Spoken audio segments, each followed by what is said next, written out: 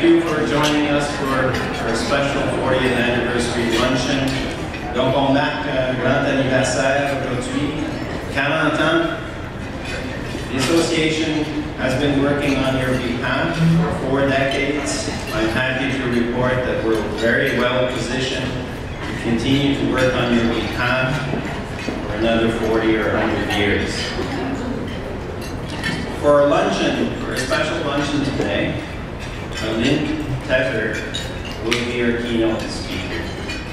She is well known to many of you in her role as a professor at U of T. She's mentored many of you. She also has been researching the history of Canadian museums and will be sharing the results of some of that information today with us. So please help me welcome Lynne Teather.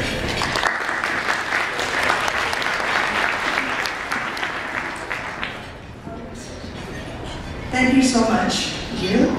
And I'm here to give you a little bit of an academic bite to go along with your lunch. I hope you don't mind. And I'll be about 10 minutes or so, and then we'll carry on with our other activities. In fact, here's a bit of an outline. So I'm providing you a bit of a context of thinking about the state of museums for rather a long time in this area in Canada, indeed. And we're going to have some videos of the OMA, but I call Marie Lalonda. And we actually have words from the first director of the OMA, and we also have personally an artifact of the OMA, the second director, Greg Baeker, to speak to us. Well, I want to just remind you that there are some phenomenal museum stories, one of which is based right here in Niagara. Talking about destination museums, I am just retired, and I've always got some inspiration from this story. This is the first person to ever go over to the Niagara Falls and survive. She was a 63-year-old teacher, Annie Taylor, and she indeed survived, and then lived on to die a penniless person. Along with her in this picture is a cat who went over before her and survived.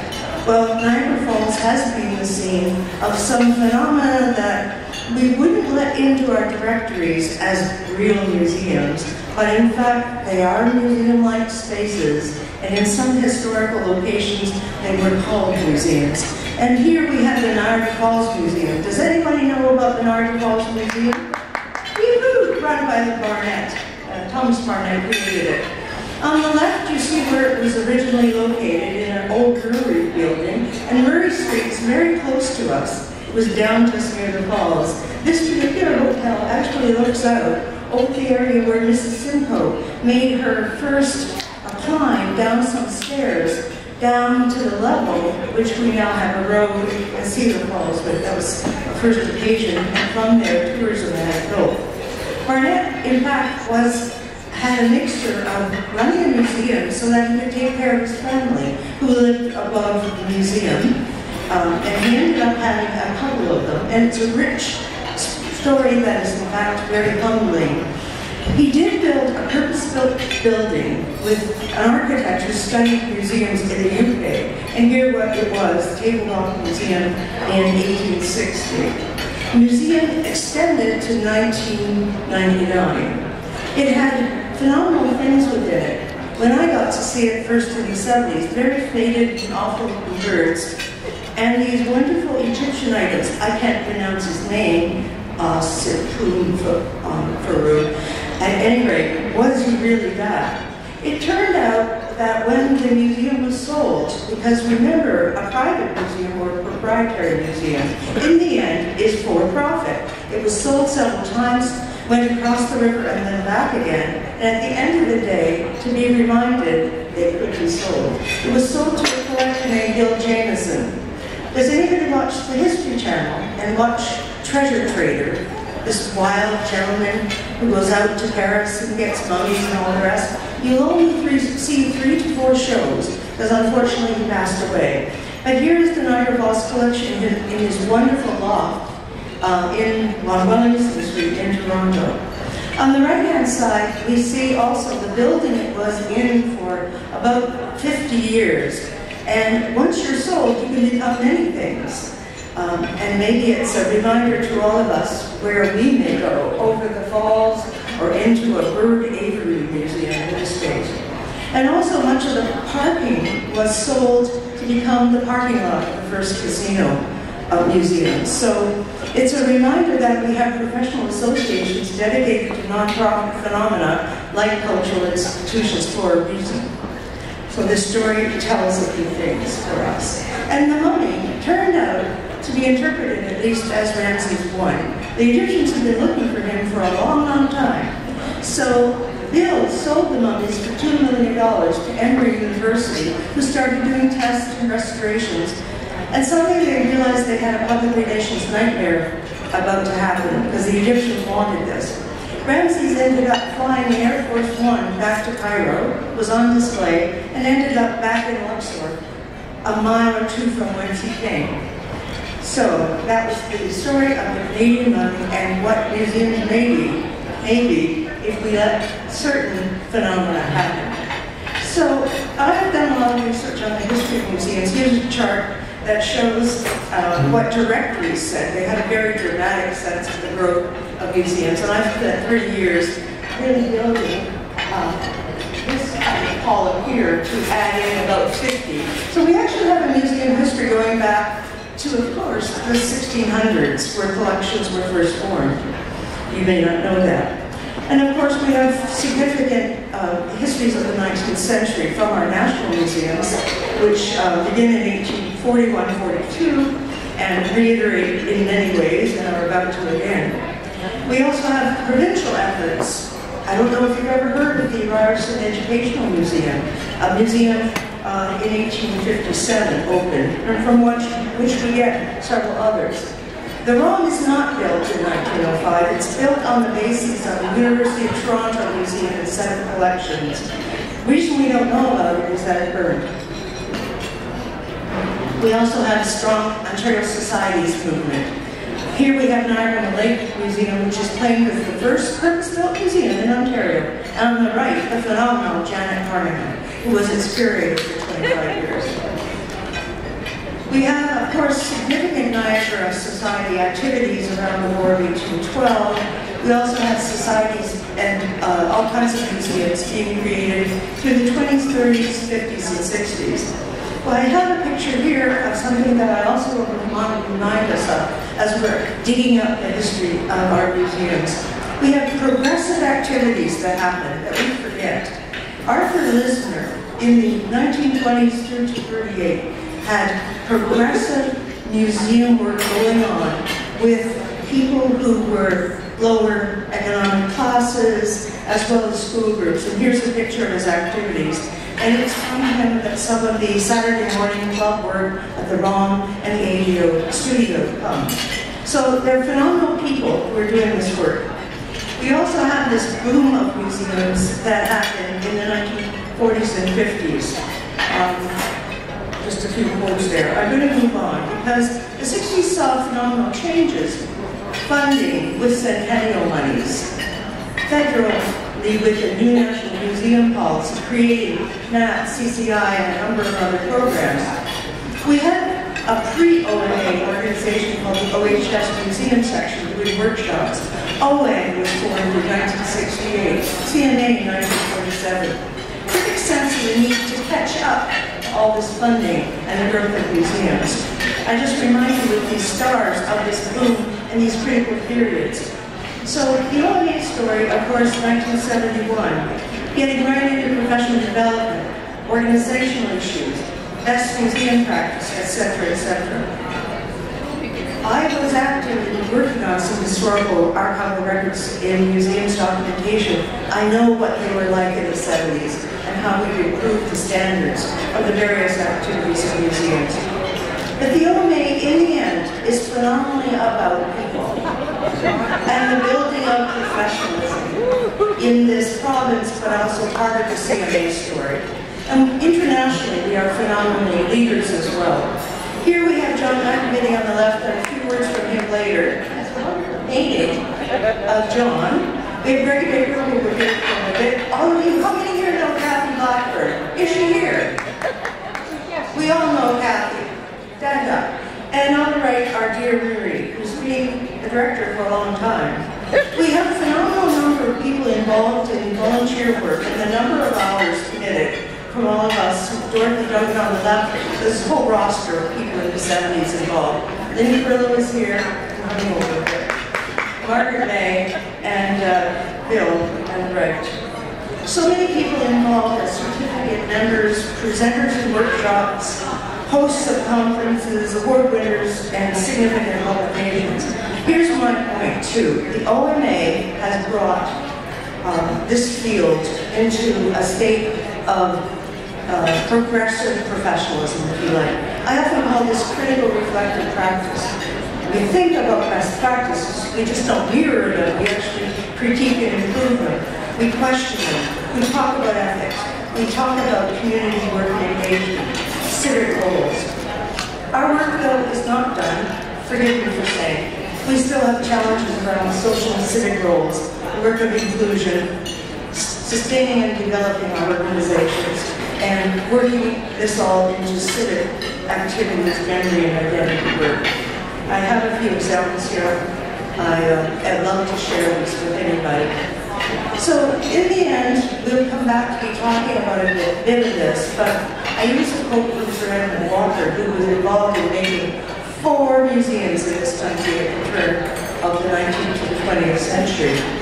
He talks about Canadians being with bowed heads, stewards for their own posterity as heirs. So I want to congratulate the OMA for taking this museum field to a wonderful new state with a great future ahead of us to even be more than we are. So thank you very much. I'm going to call on Marie.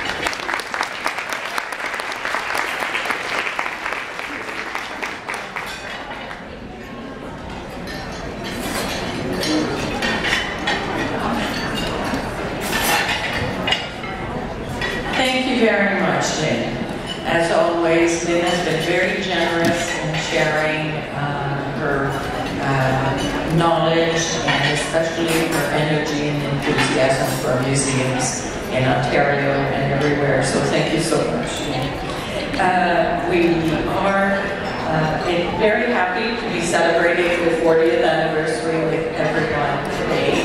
And I'd just like to bring your attention to at each place, at each table, we have some greetings from our Premier McGinty on the 40th, and I do believe that there might have been some changes this week, as well as greetings from the Honorable Michael Chan, our Minister of Tourism, Sport and Culture, who will be joining us later this evening for the banquet, and as well as Minister Moore.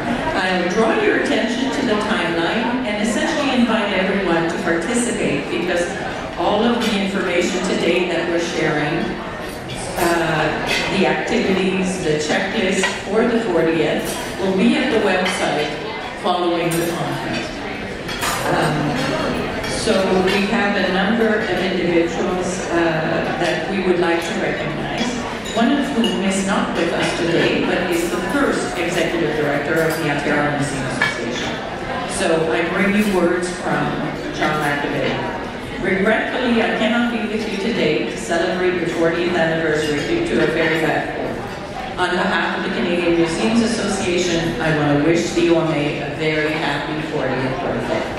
I had the honor of being the very first OMA Executive Director from 1976 to 1981. First starting in an itsy-bitsy office at 14A Hazelton Lane, where all staff were jammed into one small space with desks facing each other.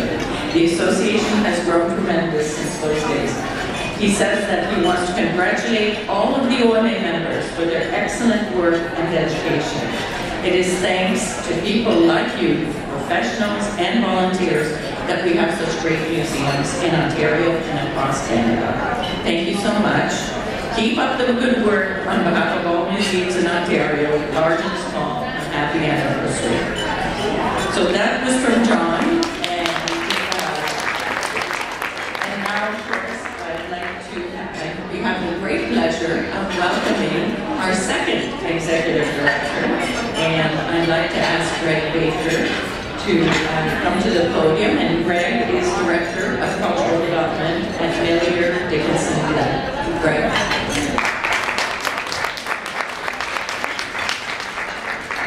Thanks, Marie. First of all, it's a great honor to be here and to participate in this significant milestone. I must say, it seems like a lifetime ago, so I'm having a pretty out-of-body experience, remembering how long ago it was.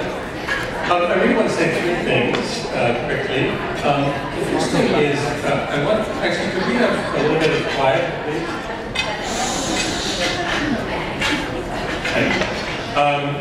The first thing I want to say is, I want to pay tribute to the powerful women who gave birth to this organization. And they are people like Dorothy Duncan, Margaret Mitchell, Barbara Sargent. These were women in their 50s, in the early 70s, who really provided incredible leadership in getting this organization launched. So I just want to acknowledge their leadership.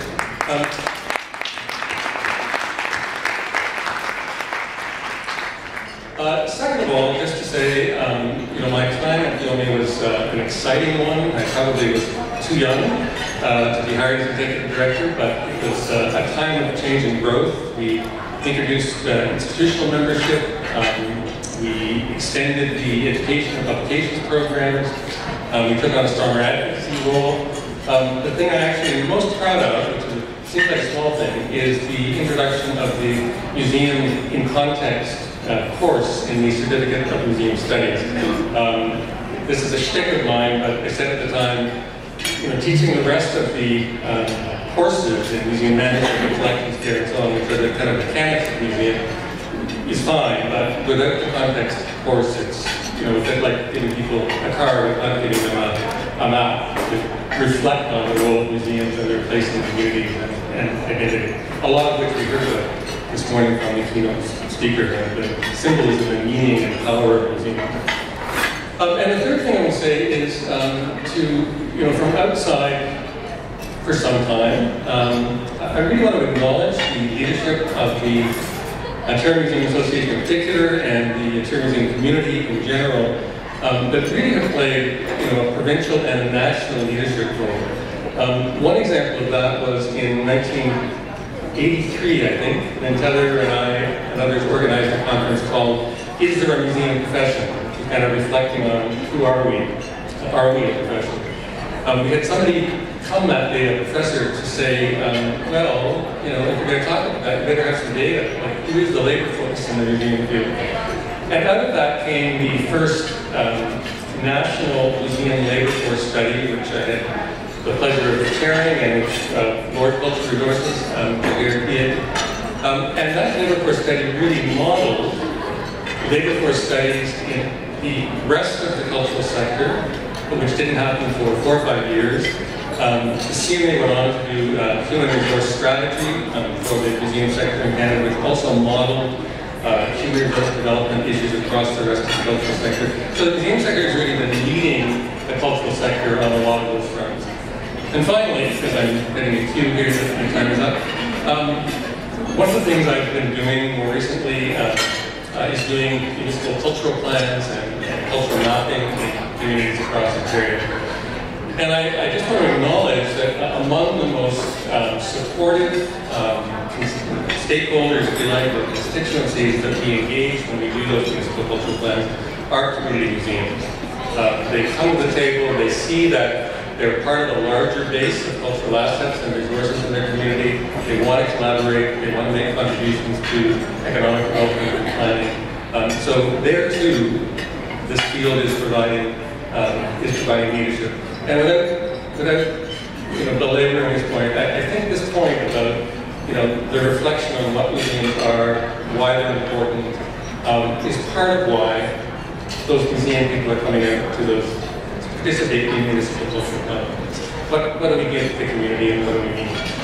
So with that, I will close, and thank you again for inviting me, and congratulations on 40 years of extraordinary achievement, and I wish you 40 more.